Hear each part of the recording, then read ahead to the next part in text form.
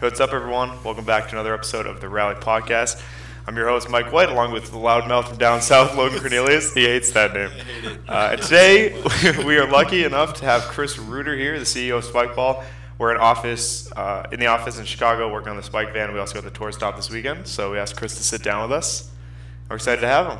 Thanks for having me. Yeah. So before we start, we have a caveat. You've been on a lot of podcasts. You've had a lot of interviews. And we do not want any answers that you've said before. What was your metaphor? Yeah, as far as I'm concerned, if you give us an answer that you've given us before, it's as good as preparing a microwave meal on Hell's Kitchen, and Gordon Ramsay would not be about that. Got it. Well, so that's half on us. We can't give you bad questions. Yeah, so if you ask me a question I've already been asked, you're basically telling me to lie. Sure, yes. Or just comfortable with or that. add a new detail, Same thing. Okay. So I'm going to start off, what people typically ask is, what is Spikeball and how it started? So I'm going to give a brief overview because not everyone might know. Yep. So I'm going to try to say, it was a game out in the 80s and you played with your friends. Yep. You went on vacation to Hawaii and everyone asked 3 questions. Yep. What is that? How do I play? And where can I get it? And you had an answer to the first 2, but not the last one. So then a few years later, you found out the trademark expired. It never went anywhere. So you and your friends pulled together money, went in on it. Eventually, you kind of took over that and were the main guy. Yep. A few years later, you had enough to quit your job after about 5 or 6 years. Yep. And now Spikeball is here today. Did I nail it? That's pretty good. All you need is those 3 questions, Yes. and you got the whole thing. So when I listen to that, I always want to go into a little more in depth. I'm kind of curious about some more details that maybe get brushed over. Mm-hmm. At first I had why did your group want to go in on this? Because raising a bunch of money and just doing a business is not just a casual thing to do. So how did that start up? Who brought it all up? Yeah, so I think one reason they did it, they all just loved the game. So every single person that wrote a check, back in 2007 when we officially incorporated, we had been playing for a while and everybody loved it. So we talked to a handful of other friends, said, hey, are you in?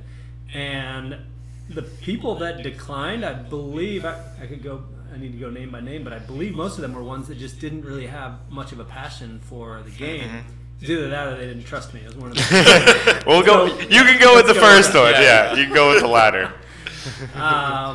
But yeah, I think it was a love for the game, and we all had pretty good day jobs at the time. I don't think anybody was all that passionate about what they were doing.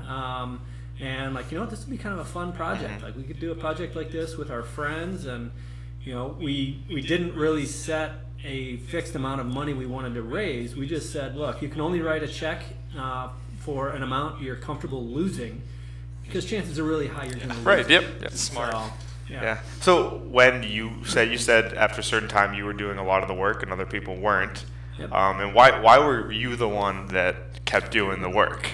What was different for you? Good. I think my level of interest was just that much higher.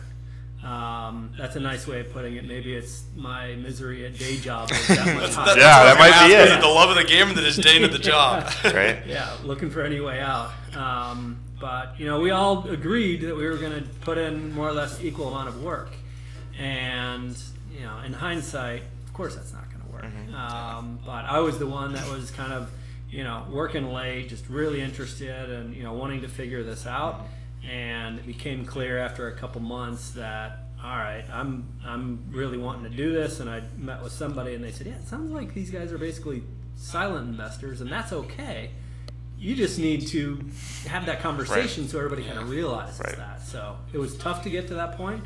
We got there and things are good now. So I found this quote from Forbes. I was looking at old interviews, and it said for 5 years I came home from a job at 6, hang with my wife until 9, then work till 2 a.m.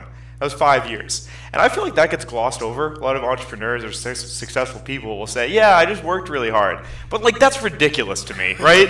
It just sounds ridiculous. So I was just kind of wondering what kept you going, and how did that kind of affect your life? Because it seems that's 5 years. That's more than I've ever known the game. And especially for someone who isn't necessarily a sports guy, but for 5 years you're staying up till 3 building a sport and a sports brand.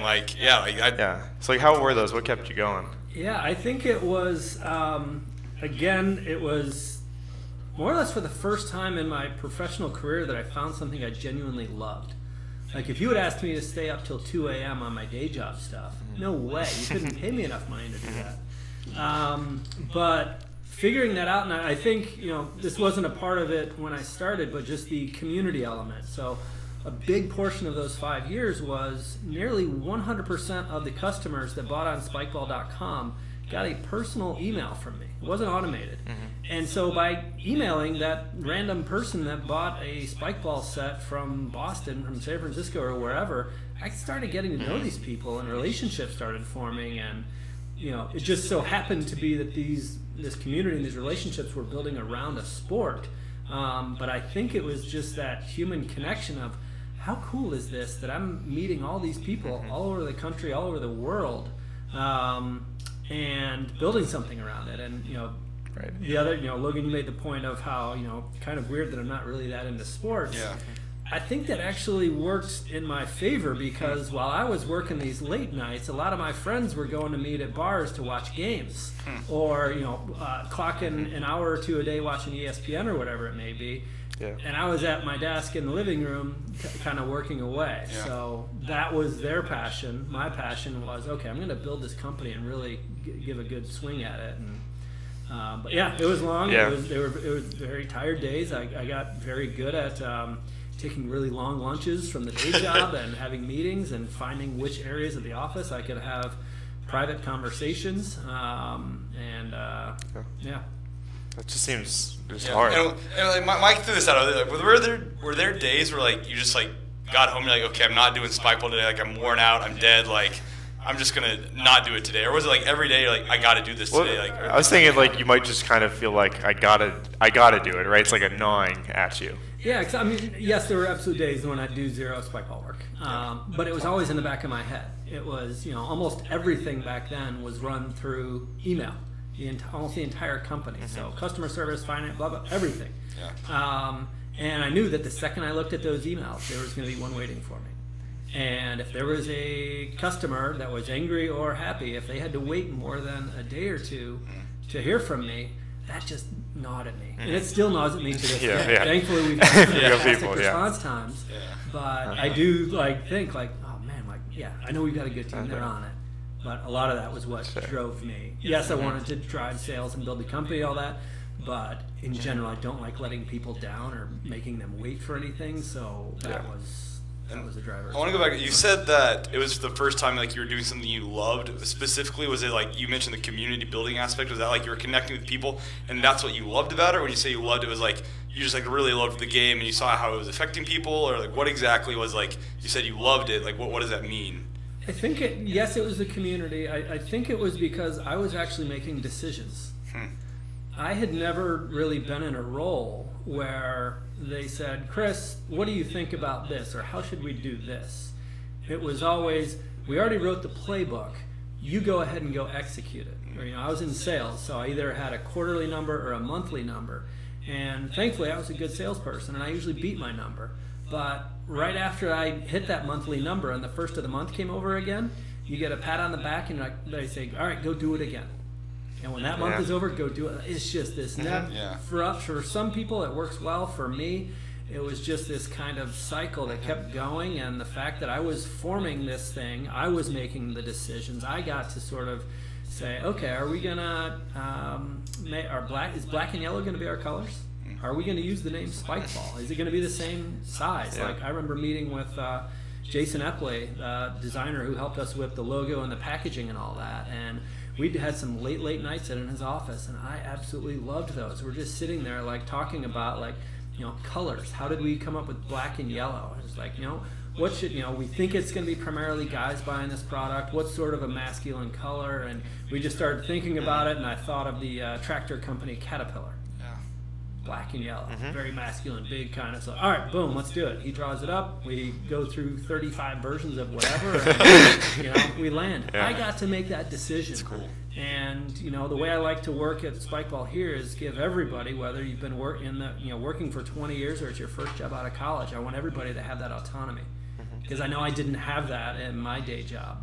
And having it now, I absolutely love. And it's all right, I think we'll get 10x out of these people if we let them make decisions and take ownership. So yeah, I think that was a big part of it. I mean, that's one thing that's cool for me. Like you saying you did the job, and you're like, it was the first time I had to make decisions, and obviously, like, I get to work under you, and like me getting to make those decisions. Like, I like to see my other friends. I'm like, this is my job. Like, this is what I get to do. I get to make these decisions, and like, I love it. It's a blast, which I know is the culture you wanted to create, and like, it's cool seeing how you got to transform and make that, and even like spread that culture through the company as well.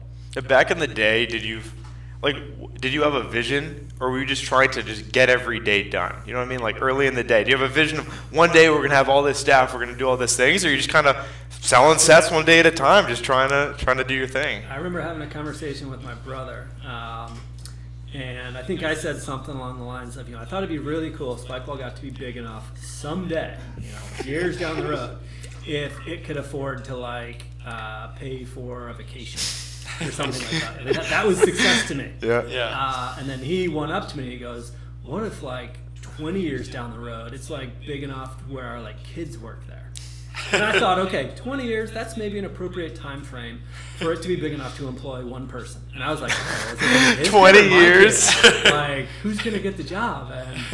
But me quitting, and I wasn't fresh out of college. I had been in the corporate world for a dozen years, and was making pretty good money. So, and had a wife at home and 3 kids. So if this was going to become a full-time job, it was going to have to be putting up some decent money, to employ me, let alone 22 other people now. So, to say we had modest ambitions is true. Lightly, but. So you weren't trying to think about cultural. You were manually writing the shipping labels in your basement. Exactly.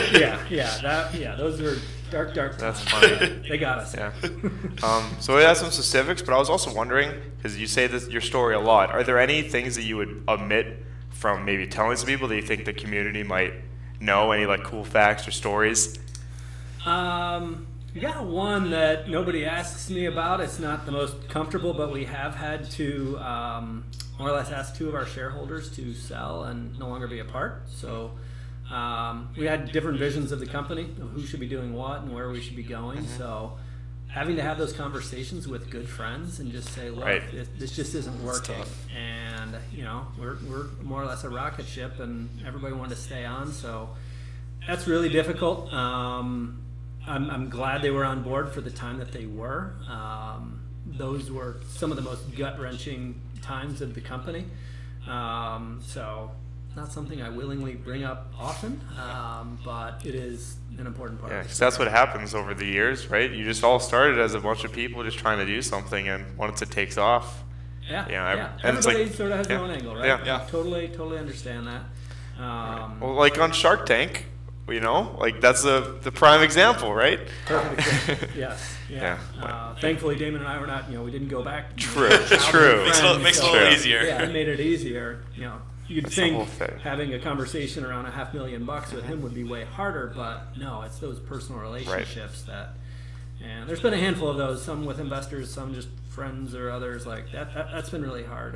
But the good dramatically outweighs the bad there. Okay. I also wanted to bring up, going back, because you didn't just start this company, you guys were playing for a long time.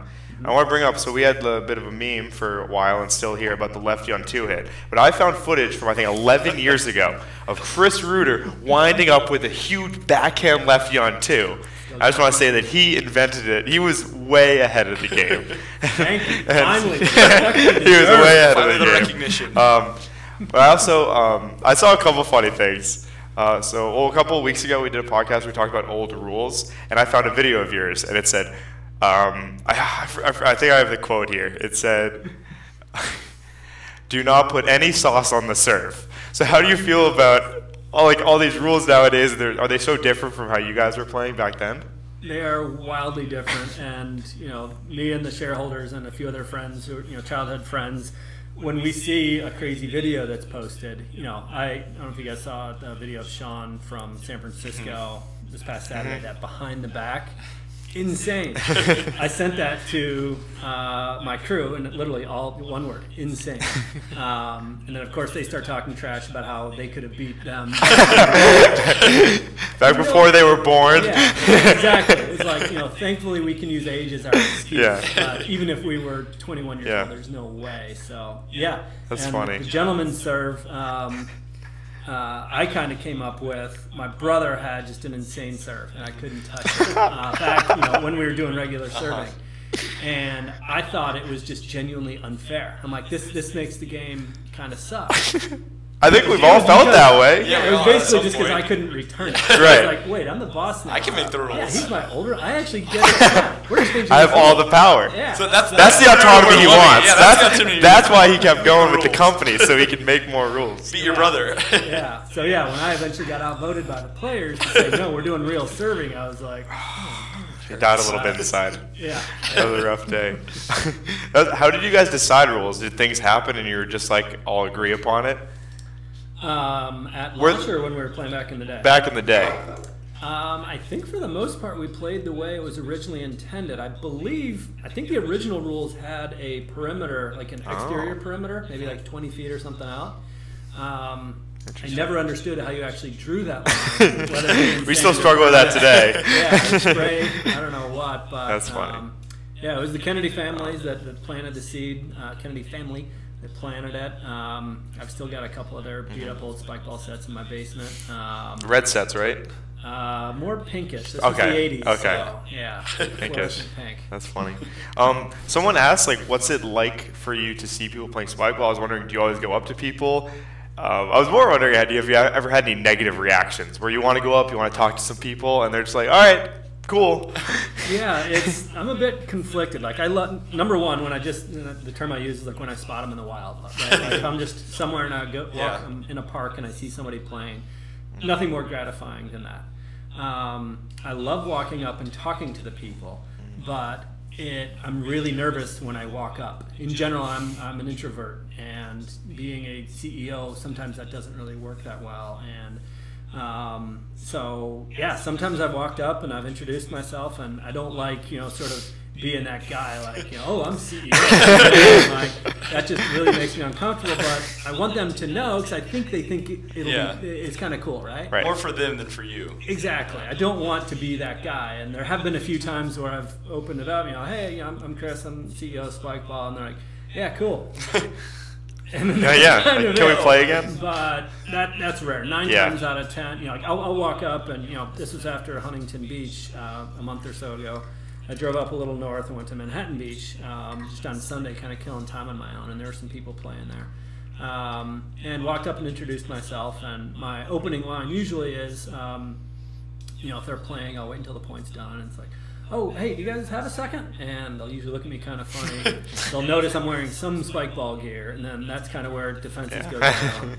And then I'll say, oh, I'm a CEO of Spikeball, and I just wanted to say thank you for being a customer.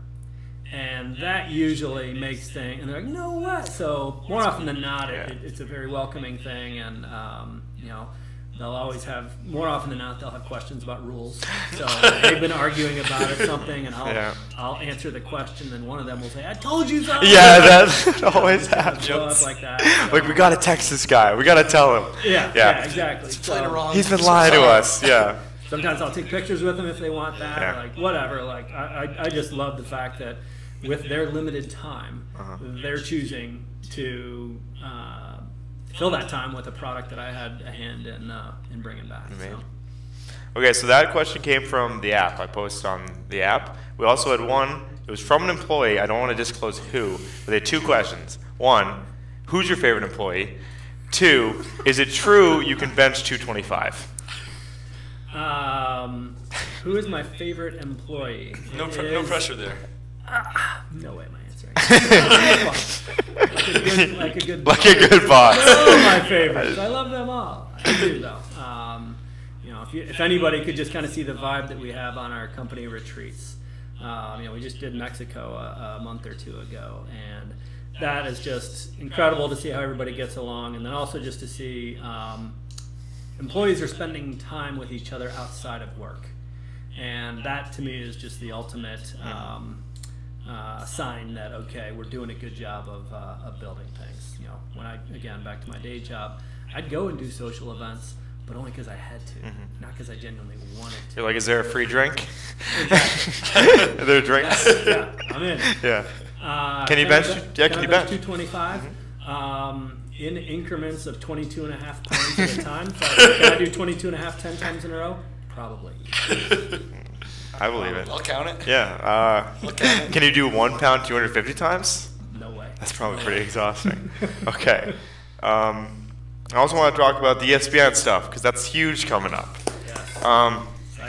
More just like about with the growth of the company. Like many years ago, you went to the ESPN office in New York.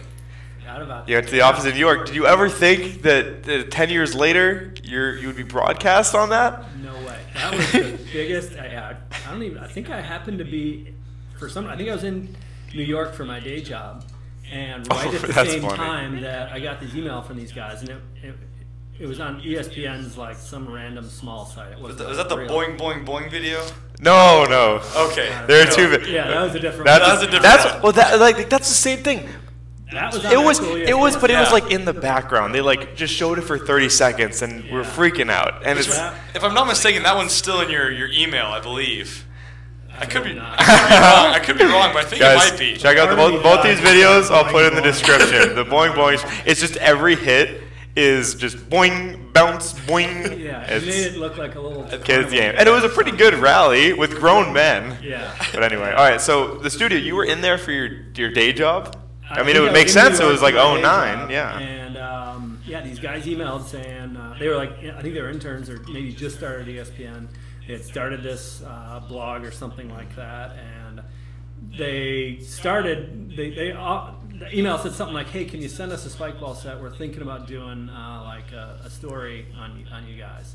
And I saw that they were in New York, and I was like, "I'm going to be there next week. I'll bring you one." And then I eventually talked them into like doing a full-on video of us playing in the studio, and it was great. It was on ESPN.com or one of their sister sites. It was ESPNmag.com. Yeah, the online version of a magazine that no longer exists. Yes. Right? So back then, that was big time. Yeah, it was a Super Bowl for us. But yeah, I mean, the fact that ESPN called us and said, "Hey, we'd like to broadcast 2 of your tournaments that will have an hour there for each." Just absolutely mind-boggling. Like a lot of things at Spikeball, I can't believe that we are where we are today. We're excited. Yeah, dude, absolutely. I was excited when we finally announced it to everyone because I just wanted to tell everyone. And I'm pumped. I can't make it to the May 5th one, but I'm excited to watch it. It's crazy. It blows my mind too. Yeah, I just hope they bring gentleman's service back. Oh my God. That'll really up the level. So are you gonna be there live? Because I feel like it would be nice for you just to sit down on your couch and just to watch it on TV, right? I'm going to bring a couch to the tournament, recline it, and just get some popcorn. And it's like, this is it. Yeah, I don't think I'm going to have much of an official duty that day other than emergency runner, like if I'm needed to help do whatever. But our team has been working their butts off, incredibly stressed the last few weeks, and will be leading up until, through the Coney Island tournament. But what a great reason to be overworked. Absolutely. That's great. Okay. So last question. Where in Utah is Nationals going to be? So you took a question from Taylor Church. Good question. I mean, nobody campaigns harder than Utah. So we got to do something. We'll have to find out. Short of multiplying their population, overall state's population by 10. But anyway. But nothing but love for you, Utah. But that's all I have. Yeah, that's all I got too. Yeah, cool. Appreciate it, Chris. It's been fun. Thank you guys. Guys, hope you enjoyed this episode. We'll be back next week. We got some college preview coming up because college nationals next week. If you're a college player, go and sign up now. You'll stress Logan. Logan's stress will go down a little bit more. It'll make me much happier if you sign up now than if you wait like 5 days and sign up. Yeah, sign up early. Sign up that's now. all I have. Yep. All right, guys. Thanks for listening. See you next time. See you later.